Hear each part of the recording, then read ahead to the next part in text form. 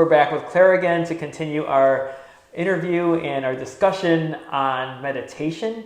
And our next question would be, what are the kinds and the types of meditation out there? Because for the novice or the beginner, it gets really confusing. There's like all these different types of people teaching it, all these, it seems like these styles, if you will, right? Can you kind of help us with the basics on that and let us know like how to navigate that? Yeah, I mean, I'm going to offer up some different types and styles that I'm more comfortable and familiar with talking about, which, you know, in a basic way, like visualization practice, right? As if you're sitting and you're being guided through visualization in your mind while you're trying to focus on being in the present moment. But that visualization practice is meant to kind of help and heal you in a certain way, right? So that might be one kind. There's also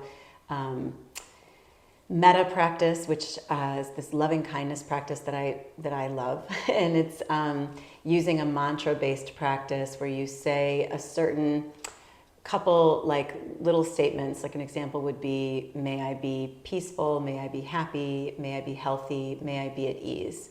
And you say it to yourself and sit for a little, and then you say it to someone that you love, then you say it to a friend, then you say it to a stranger, then you say it to someone that you're struggling with. So it kind of takes you into this larger connection to growing loving kindness towards yourself and those in your world. The hardest one is like the one with the person that you struggle with, but I think it's the most healing. I think that practice is really incredible.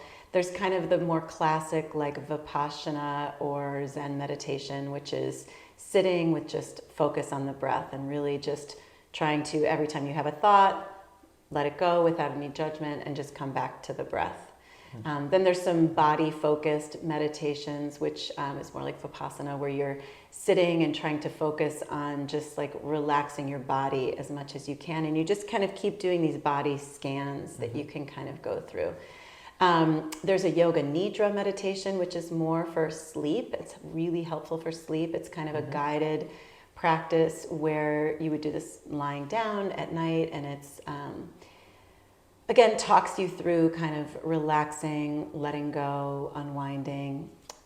There's meditation that works on affirmations and intentions, and those are kind of, again, focusing on trying to redirect your thoughts into a certain direction.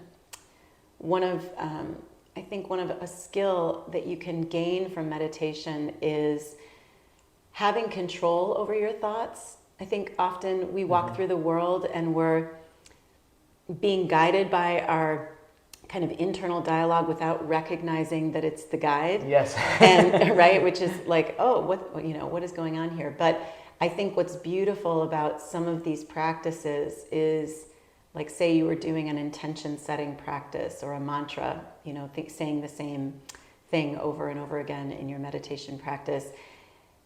You're constantly redirecting your thoughts. Like, oops, I just started thinking about what I'm going to eat for lunch. Okay, that's a future thought. I'm going to let that go. I'm going to come back to this mantra or back to this visualization or back to this metta, whatever it is.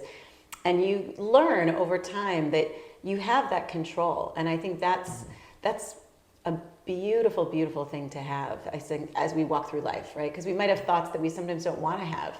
And it's nice to know that you don't have to have them. You can have control. You can change your thoughts. That's amazing, because how many people have I met in my life that say I can't let go of these things, whether it be a relationship or a trauma or something that's happened in their life, and it kind of rules them, right? It comes back over and over and haunts them and controls their thoughts and their actions and their life, basically, right? And how relieving and powerful it is to say, like, well, think about it. Like, how many people do you know, I'm sure people that you've met through Balanced Flow, that talk about that, 2 a.m. wake up, where you wake up and you can't go back to sleep and you're ruminating in thought. Like, I've learned through meditation how to shift and kind of control my thoughts there, and I can put myself back to sleep in 30 seconds. But I used to be one of those people who would be up from 2 to 4, and I feel like things like that, like helping, it helps so much with just that little bit of control that we do actually have. But it's almost like